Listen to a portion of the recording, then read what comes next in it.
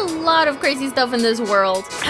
For example, the Kraken, which is actually a creeper farm for this monster that inside of their mouth, well, we have a massive iron farm. Or what we made in the previous episode, this castle. But never and ever have we committed to decorating the inside of a house. This one, or this one, and even this one. And well, the castle is not an exception. This is so sad.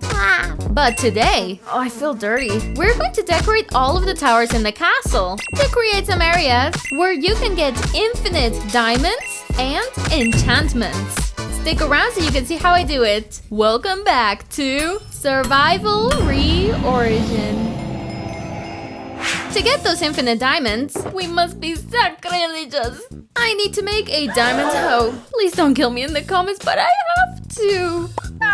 Moreover, knowing that I have one over here, that's a joke. I need another one with fortune. So let's go to the nether, where we'll go to the end. My precious little satellite. Let's see if I'm lucky. Ooh, almost first try. Oh, fortune 2. Not quite. Voila. We reset. Ooh, amazing. No words. Epic. I'm also gonna do this before I go.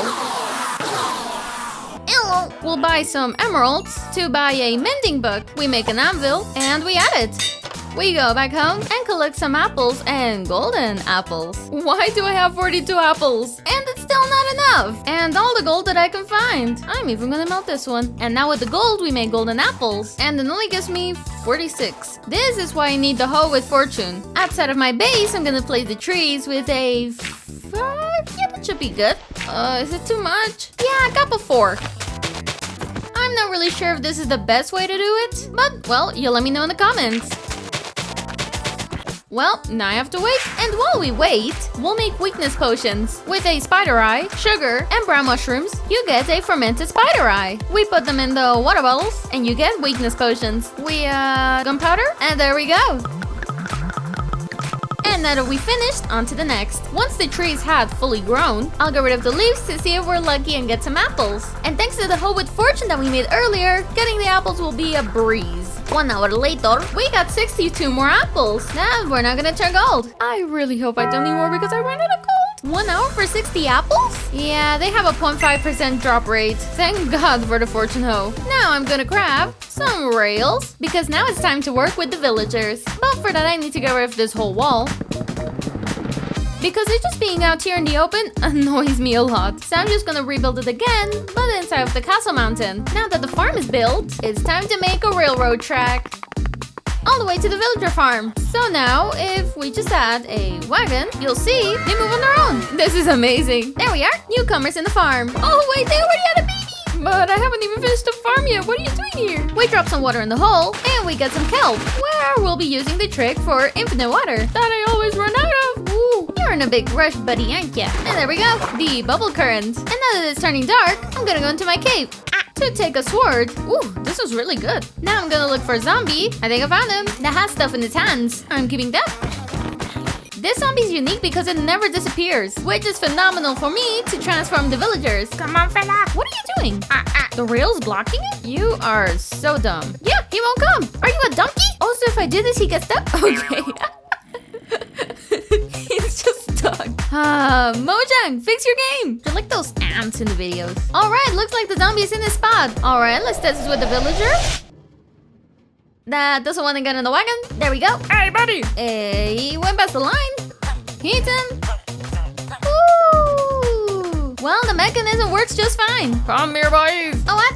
Over on this side. Okay, there we go. There he goes. Okay, he gets here. Over the right. What I'm about to do is a bit dangerous, but I'm gonna try it anyway. We're gonna give him a sword over here. All right, grab it. Yay. Now let's see if this works. Now we should start to take him out. Yes. Now we have another one locked up.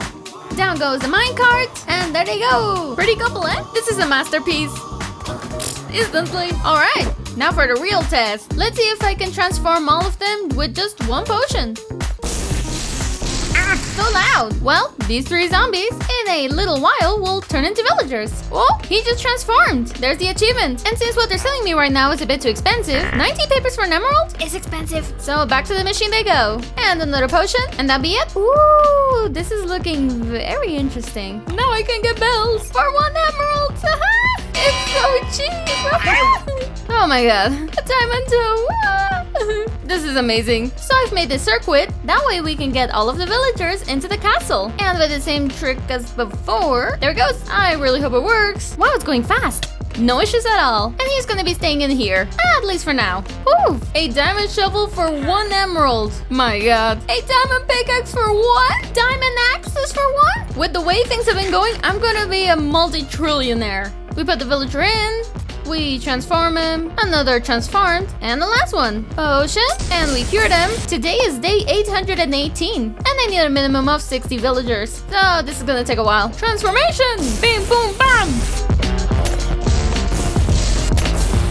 Finally, we've got rid of all the villagers, and these two, they just had an accident. So now we can get rid of this hideous thing, but pretty functional, since it was literally a trading hole that we built on the first day in just 5 minutes. Which is also how we got the pearls to get to the dragon. Incredible lore.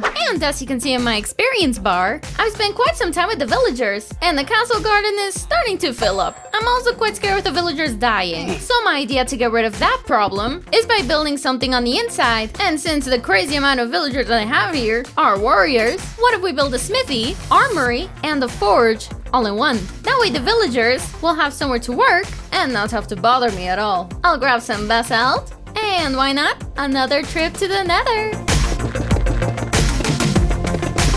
With these materials, I'm gonna replace the whole floor. It looks so funny from above. We put some basalt, and completely random, we'll put regular basalt on top. Because if you place it the other way, you wouldn't really notice it. Upward. Now this looks like a smithy, but I can't say the same for the walls. Well, just have to make the walls look darker with deep slate combined with mud stripes. Okay, we just covered up some of the floor, but well, it happens. And more deep slate.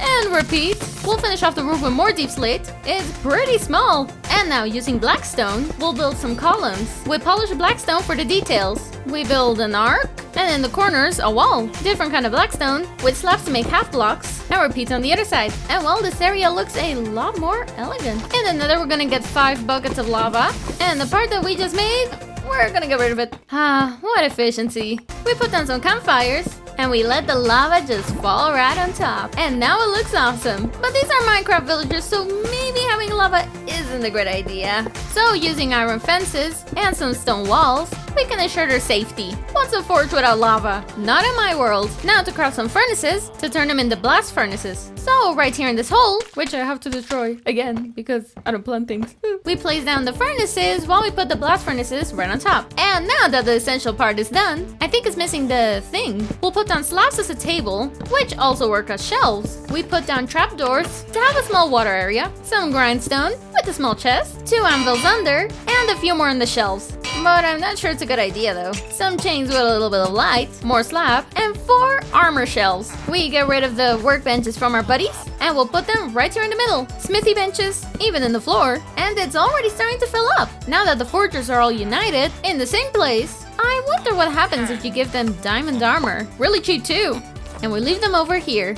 If I'm being honest, the armor and the item frames gives the place the personality that it needs. Even though on the outside the building doesn't really look the spot. But whatever, the villagers are happy, I'm happy, so it's all good. Now I just need to wait for them to go to work. Voila! All locked up. Now there aren't that many outside. I think the next building that we're gonna work on is this one. Just like we did before. We need to get rid of this ugly ground. In this case, for a much lighter color. So it sort of lightens up the area. We put some stairs over here with a few fences, and we'll fill up the rest of the holes with mud bricks. Before continuing, I'm gonna need a lot more of this kind of wood,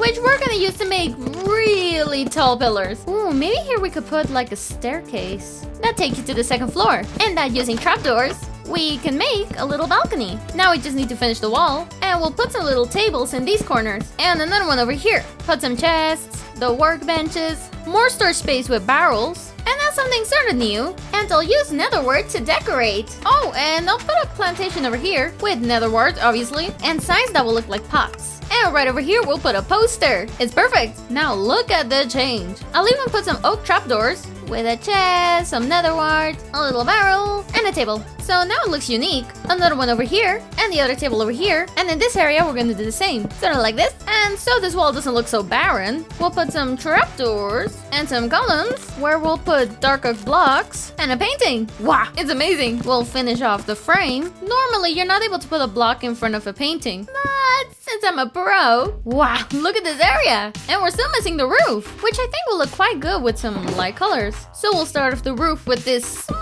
uphill, interchangeably with jungle colors, all the way to the end. Oh my god, it looks spectacular. But I have an idea. And when I get ideas, they don't tend to be the good kind. It's a bit crazy, but I think it'll work just fine. But for this, I'm gonna need tons of obsidian. So I'm gonna spend some time over here. And now I'm just gonna put down a carpet over here. And you're gonna flip out in 3, 2, 1. Ta-da! And now we have a magic carpet. Honestly, this trick was totally worth it. Let's see if they want to work. Locked up. Now we only have 2 little villagers just walking around. So what I'm gonna do next is to work on the library, since there are over 36 enchantments that I don't have yet. And since we're at it, I really want them. So before building it, I'm just gonna have to build out the area. I'm gonna add an extra floor, so now there'll be 3. Through this path you'll get in, and in these spots we'll put all the villagers, and we'll fill them up. Well then, it's time for the fun part, the part where I get all the enchantments. Well, now it's time to see if I'm actually lucky or not. Lucky chucky little Bucky. And if there isn't a problem, let's put them in their places. We're about to have the full room complete. Guys, it is time now for the most epic moment ever, because this is the very last villager! Come on, get on, buddy! And now there are no more villagers! Which means I can now clean up the area. Beautiful! Look at it, all so clean. I love it. I'm gonna skip the part where I get all the enchantments because, well, it takes a long time. So let's go straight to the end. I finally have it! The last enchantment that I needed, but it's fucking useless! But at least now I have collected them all. You won't believe the amount of time I've been here. Well, yes, 50 days. Let me show you. Look at all of this. Let's get my colleague out of here to the castle. Well now, finally, all of the enchantments in the game, all united and happy on these 2 floors. And with that, we've done it. Now I'm gonna show you the process to get infinite diamonds. First, we'll need to come over to our forgers, since they'll give us emeralds, which we can then use to buy armor, hoes, pickaxes, shovels, axes, and even diamond swords. And now, thanks to our new library, we can get broken enchanted books like Resistance 5 for just 1 emerald, or Unbreaking 3 for another emerald, or a 5, or literally any other enchantment, including the 2 curses. And all that iron, where are you getting it from? Well, from here. From our iron farm. We built it previously, but the farm is still up and going. Look at the production. But wait, there's more. Like I said in the first episode, villagers are like a freaking shopping center, because you can pretty much get anything at any time. So on this side, I plan on building them a kitchen, so you can get the best food in the world. But first I need to finish the decoration, don't you think? And since it's full of librarian villagers, I think it's only fair we make a library here. So we get rid of all the floor and put wood. And since it's gonna be a library, we need to put a bunch of bookshelves. We'll make a table and we'll close the hole with trapdoors, so that the top part can look like this. And what'd be better is if we put down a loom, what it does is look like an empty bookshelf. And this is what 3 of them look like. And for the most part, this will be the vision for the library, combining the bookshelves with the looms. Although we could improve. Putting down a red staircase, we put lecterns, including this cartography table. Oh, and something you could do to make it look a lot better is by putting these little chests that can work as storage. We put little flowers and even some carpets to give the room some color. And with some books and these candles come together to give it the final touch. And oh my god, it looks great! Although we can't say the same for this area. Oh well, you can't see this. We'll build a small area around the castle for the worker villagers. And I think the best work area you can give a worker is a scaffold all around the castle. That sort of implies that they're fixing the wall. This is what it looks like, and I personally think it's pretty accurate. Aside from it being complicated, I didn't really have any idea what to make for a construction area. And I really like this thing. As per usual, we're gonna get rid of all the floor. And since this is gonna be a kitchen, I think a tile-like pattern will look great for it, using polished deep slate and andesite. We'll do the same for the roof. For the kitchen, we're gonna do something pretty classic, and that's to make a kitchen? On top, we'll put a kitchen hood, just like that. And as you can see, the area is pretty small. So we'll put some furnaces over here, and we'll put water with a tap. Some chests over here that'll work as storage. In this corner, I'd like to use a trick, using campfires, which we'll douse. So here we will have a little pantry, a painting, another one over here, and under some of the furnaces, I'll put campfires, so the kitchen looks like it's cooking something. And here we have our absolutely beautiful kitchen, where the villagers can now work as a fisherman, as a leather worker, or as a cook. That gives the second best food in all of Minecraft: cooked meat. So sorry, potatoes, but back to the chest. And yes, I did say second best. So with that, those are all the villagers that I could ever want in this area. So now it's time to wave that little magic editing wand. Ta-da! And that's because we don't have the best food in the game yet. Because for that, first I had to clean out the area. To be more precise, this one. But now that we've done that, we're going to make a farm and a place to trade the best food in the game. But first, let's get rid of these maps. And we'll save them for now. And we'll also get rid of the beacon. To liven up the area, we'll make several crop fields at the base of the mountain, where the newer villagers can work. We'll make a wheat field, and in this smaller area, we'll build a big flower field. And lastly, we'll put the house with the garden to good use to build an even bigger field. We'll also add some composters with slab on top, so the villagers can also work here, and so the crops don't die out. Here's the end result for our 3 fields, and they look pretty good. Just gonna add some final touches, though it's impossible for a villager to get in. Look at my villagers working! Woo! Ah, some holes! And here is the last villager! Thank God, because I'm so tired of working with them. Now I just have to clean up all of this. The time has come, where we're now gonna use the maps. The castle looks so awesome from above. Next, another one over here, another in this area, and I think it should all be covered now? Well, yeah, it looks populated, and it honestly looks incredible. This was the map before, and the after. It's definitely bigger. Before, after. The only annoying thing are these 3 green dots. I don't know how to get rid of them, help! But whatever, I'll just lock the maps. And well, I hope you really liked this episode, because honestly, working with these villagers has been absolute torture. I'm sure most of you agree. So with nothing else to say, I hope you really liked it, and bye bye!